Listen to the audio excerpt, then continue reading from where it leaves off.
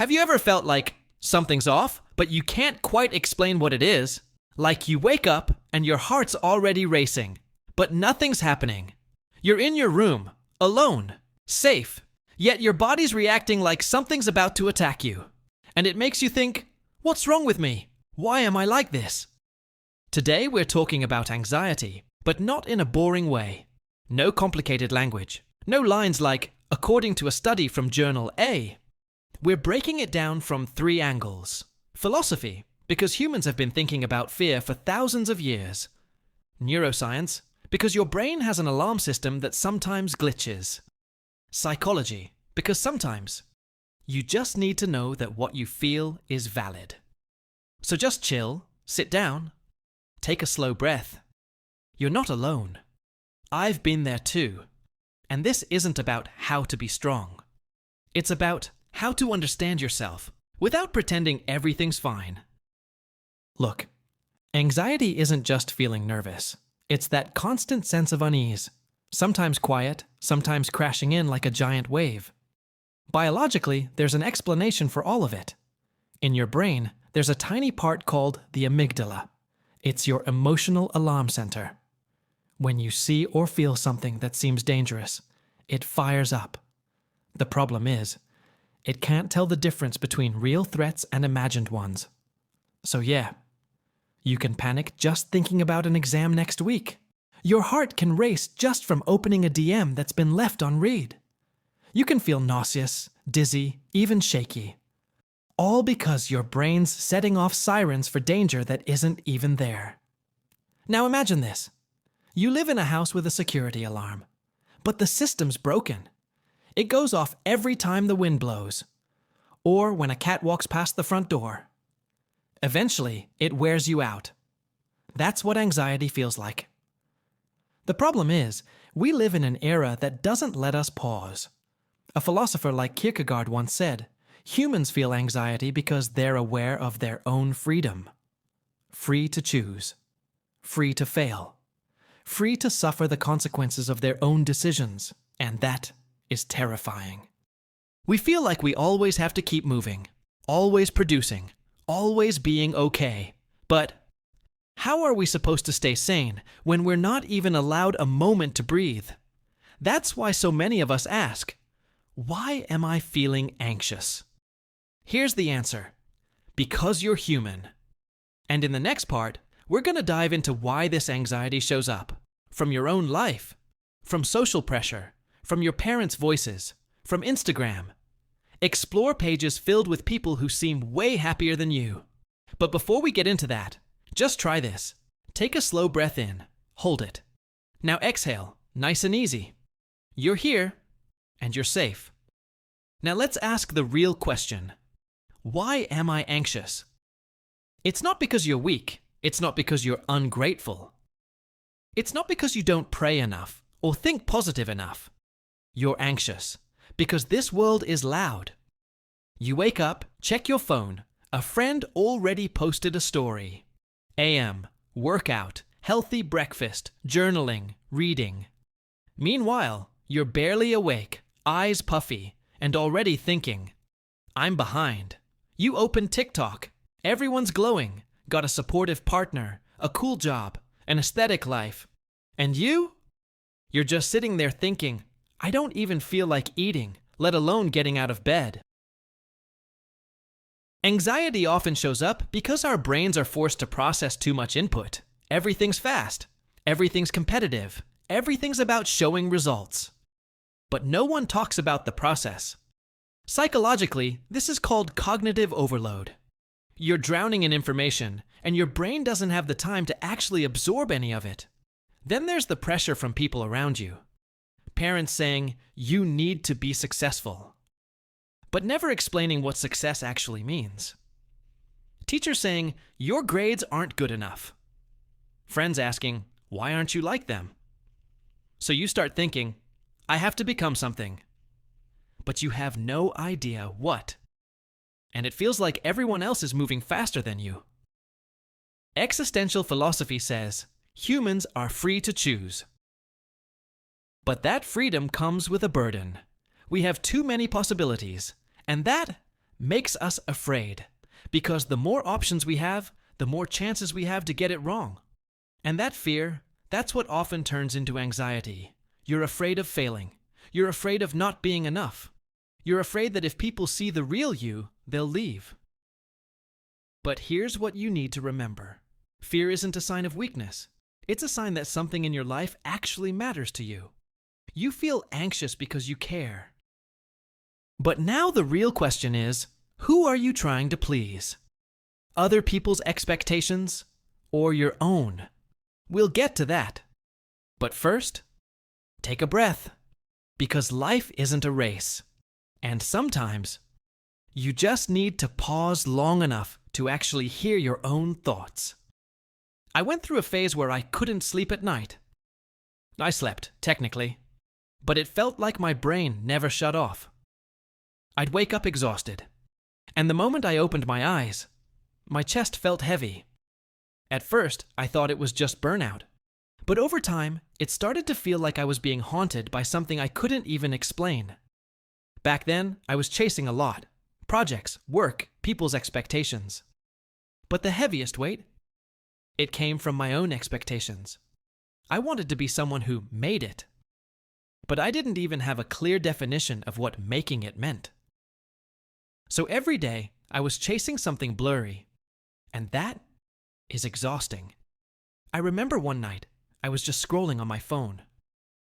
And suddenly, my chest tightened. My hands went cold. My heart started racing for no reason. And I thought, shit, what's happening to me? I legit thought it was a heart attack, but it turned out to be a panic attack. That moment forced me to start digging. I talked to a friend who's a psychologist, and she said something that blew my mind. Sometimes your body speaks before your mind even knows something's wrong.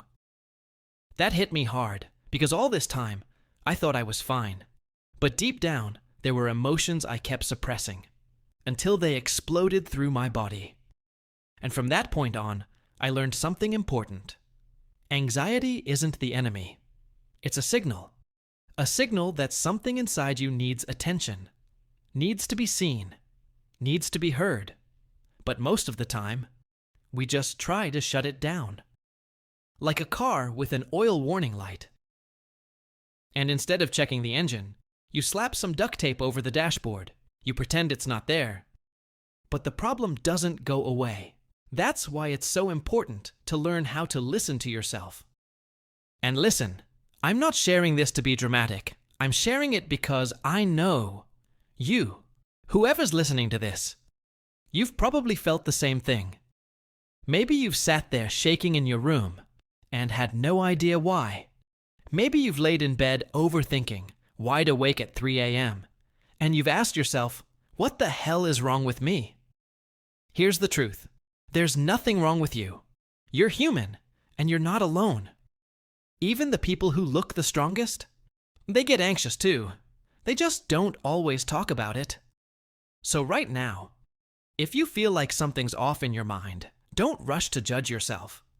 It might just be your body finally speaking up. In the next part, we're going to talk about how anxiety actually affects your life. How it messes with your thoughts, your sleep, your relationships, even your decisions. And then after that, we'll get into something important. Realistic ways to deal with it.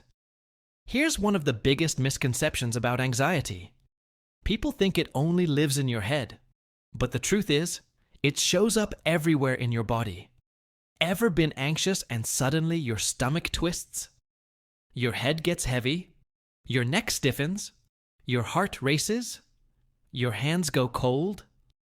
That's not in your head. That's real. It's not you being dramatic. It's not you being weak. It's your nervous system working overtime. From a neuroscience perspective, when you're anxious, your brain, specifically your amygdala, sends signals to your whole body to gear up, fight or flight. Your body's told, pick one, fight or run. But here's the problem. You can't run from overthinking. There's nothing to punch when what you're fighting is your own mind. And because there's no clear outlet, your body gets stuck. Tense. Food doesn't taste right. Sleep feels broken. You breathe, but it never feels like enough. Psychologically, anxiety also messes with how you make decisions. Your brain goes into hyper-alert mode. And sometimes you're so afraid of making the wrong choice, you don't choose anything at all. Ever been there? You're given two options, and your mind spirals. What if I choose this and it backfires? But what if I pick the other and regret it? So you freeze, you stall, you put everything off. And that small delay, it becomes a whole new pressure. You start getting mad at yourself, the anxiety doubles. It's a vicious cycle. I once read a quote by Marcus Aurelius, Stoic philosopher, Roman emperor. He said, "If you are distressed by anything external, the pain is not due to the thing itself, but to your estimate of it." Now that doesn't mean it's all in your head. But sometimes, anxiety gets worse simply because of how we label the things around us. We start thinking, if I'm not productive today, I failed. If someone doesn't reply, they must not like me. If I don't understand this material, I must be stupid. But the truth is, those are just interpretations. And interpretations can be changed, of course. It's not as easy as swiping through TikTok. It takes practice. It takes patience. And that's what we're going to talk about. How to slowly face anxiety. Not to erase it, but to understand it. To make peace with it. In the next segment, we'll go into some coping tools, breathing techniques, journaling, and how to deal with those midnight spirals of overthinking. But before we go there, give your body a second. Close your eyes. Feel how you're sitting right now. Notice your breath moving in and out. Have you realized how much energy you've been spending trying to hold everything together? But forgot to leave space for yourself? So now the big question is, how do you actually deal with anxiety? Let me say this first. There's no magic fix. No one technique and boom, you're cured. What does help is slowly getting to know your own patterns. And you start small. Like breathing. Yeah. As simple as that. But also, as serious as that. Because when you're anxious, your breathing usually gets shallow. Fast. Your brain doesn't get enough oxygen, and that makes the panic worse. Try this. Inhale for 4 seconds. Hold for 4 seconds. Exhale slowly for 4 seconds. Hold again for 4 seconds. That's called box breathing. It's used by athletes, soldiers, even astronauts. Because when you control your breath, you're telling your brain, I'm safe. Then, journaling. You don't need a fancy notebook. A scrap of paper works. Just write what you're feeling, what you're thinking. Don't worry about it being neat. Don't worry about it sounding smart. Because when you write, you help your thoughts stop spinning in your head and give them somewhere to go. Sometimes anxiety shows up because your brain is like a browser with 20 tabs open. Journaling? That's like hitting close all tabs. Next. Talk. This one's big. You don't have to go straight to a therapist if you're not ready, but try opening up to someone who won't judge. Sometimes all you need is one sentence. Hey, I've been feeling kinda off lately. Can I vent for a sec? And if you don't have someone to talk to right now, record a voice note. Send a message to yourself in your Notes app. The point is, let it out. Don't bottle it up. Now, this part's important too. Cut down on digital stimulation when you're feeling anxious. Sometimes your anxiety gets worse because you're scrolling through TikTok, seeing people all happy and perfect, and you start thinking, why doesn't my life look like that? But remember, it's edited, filtered, curated. So give yourself a break. Turn your phone off for 30 minutes. Go for a walk. Take a warm shower. Play music that actually calms you, not songs that make you spiral even more. And last but not least, you're allowed to seek professional help. I get it. In some cultures, there's still a stigma around going to therapy. But if you can go to a doctor for the flu, Why wouldn't you go to a psychologist when your mind is the one feeling sick? You don't have to wait until you're falling apart to get help. You can go just to talk. And that's not weakness. That's courage.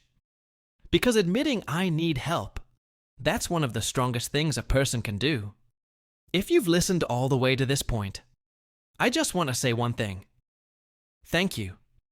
Thank you for facing a topic that's not easy. Thank you for being willing to hear the stories, the science, the philosophy, and even your own breath. A lot of people are still running from their anxiety. But you're here, and that already says a lot. I know anxiety isn't visible, but its effects can run deep. And the worst part is, when you're anxious, you also feel like you're alone. You think, everyone else seems fine. It's just me who's like this. But the truth is, the people who seem fine, they might be fighting battles you don't see. We're all human. We all have our own trauma, burdens, pressures, and fears. Philosopher Kierkegaard said, "Anxiety is the dizziness of freedom." What he meant is, we all have this immense potential within us, but we also carry huge fear. And that's not a contradiction. It's part of being human. Neuroscience teaches us that our brains need safety. But the modern world keeps pushing us to run, jump, climb. So sometimes, the most revolutionary way to heal is slowly. Not running. Not offering fake solutions. But sitting with your fear. Gently asking, what do you want? What are you really saying? And from there, growth begins. I'm not a teacher. I'm not a psychologist. I'm still learning too. But from everything I've gone through, one thing I've learned is, it's okay to have bad days. It's okay to be scared. It's okay to stop for a moment, because stopping doesn't mean you failed. Stopping is part of the journey. So, if you're feeling overwhelmed, take a breath. Give yourself a little hug, even if it's just from within. You don't have to heal today, but you can start taking care of yourself today. And if you're feeling alone, try starting a conversation. Comment. DM, because out there might be someone else waiting for a friend to talk to. This isn't the end. It's the beginning. And you don't have to walk this path alone. Oh, before this video ends, I've got one method, but it's specifically for those of you who are really stuck, who just can't take it anymore, and want to break free from the madness of mental health struggles. It involves 3 scientific techniques: reading, brainwave modulation, and affirmations, combined in an effective way to help plant the mindset of a person who's truly free from mental chaos. You can read more about it in the description or my bio. There's a link there. Check out the product I've put together, and if it can help you heal, grab it.